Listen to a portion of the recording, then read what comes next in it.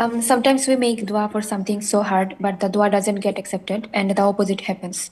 In this situation, we lose hope and we feel like none of our dua will get accepted the way we want. But you said when we make dua in the time of acceptance, like in sujood, the dua get accepted in the way we want, but I failed. I feel like my dua doesn't get accepted the way I want, even though I'm doing everything correctly. What to do in this situation to get my duas accepted? The problem is not in getting your dua accepted. This is a minor issue. The problem is in you being a real Muslim or not. You see, when you make dua, I'm not talking to a colleague at my company. Hey, Ahmed, bring me a sandwich with you and a cup of coffee, please.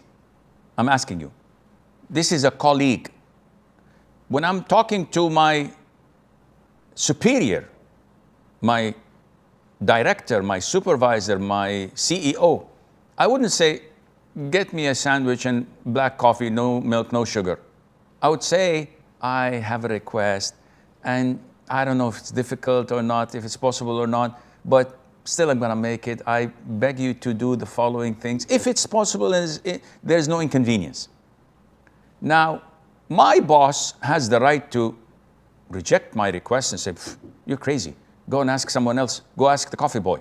Do it yourself. I don't work for you. And I wouldn't be offended. I would be, okay, no hard feelings, no harm done. Thank you. The problem with you, Belly, is that you are talking to the owner of the universe and everything in it, to the creator of the heaven and the earth and everything in it, to the one who possesses all the treasuries in this universe. Yet, you show your disappointment. You're expressing your despair. Whether you say it or not, it's in here. And Allah knows what's in here. And this is much, much worse than your prayers being answered or not. Because you don't know who you're calling, who you're begging, who you're asking. Do you think Allah Azza wa Jalla is obliged to obey you, or to answer your prayer, or to do whatever you want of Him? A'udhu billah. Then you don't know who you are, and most certainly you don't know who Allah is. We are mere servants of Allah. We're nothing compared to this universe. Literally nothing. Yet Allah Azza wa Jal showers His favors and blessings and mercy upon us all. And He gives us before asking. And He gives us folds and folds more than we ask.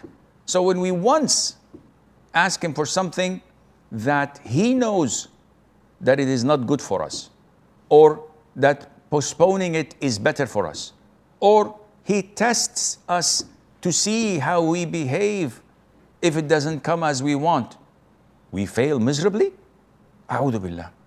So, you have to scrutinize your thinking with your iman and increase your iman, because you have a really serious problem in knowing who Allah is and knowing who you are in reality. You have no other solution but to beg, express your poverty, show your humility to Allah Azza wa Jal, hoping that He answers your prayer. But if He doesn't, you attribute this to your own shortcomings and flaws and your sins, while still revering Allah Azza wa Jal, praising Him and glorifying Him and showing your gratitude for whatever you have. Only then Allah Azza wa Jal would give you what you need and not what you want. And Allah Azza wa Jal knows best.